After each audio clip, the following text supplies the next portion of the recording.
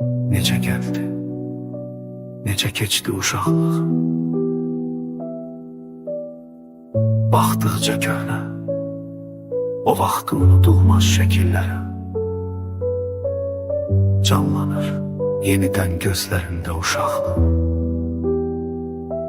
Anam, atam, qardaşım, bacılarım, nənələrim, babalarım,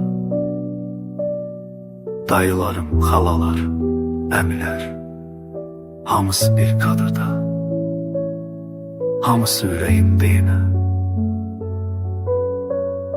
Bir anlıq dayanır zaman, şəkillər danışır astadan. Biz buradayıq, sən hələ uşaqsan. O xoşbəxtlik, o doğmalıq, o həyəcan, o durğular, gizlənmiş gülüşlərdən bir udum xoşbəxtlik içirəm yenidən.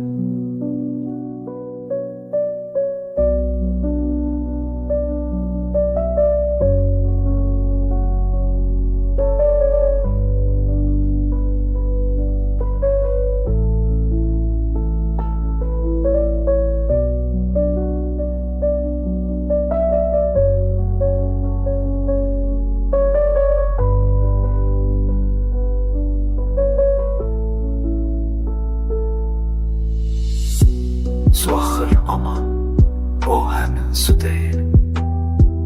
Günlər keçir ama bu günlər o günlər deyil. Həsrətlə axtardığımız tarixə vuruşan o gün bugün deyil. Necə gəldi, necə keçir.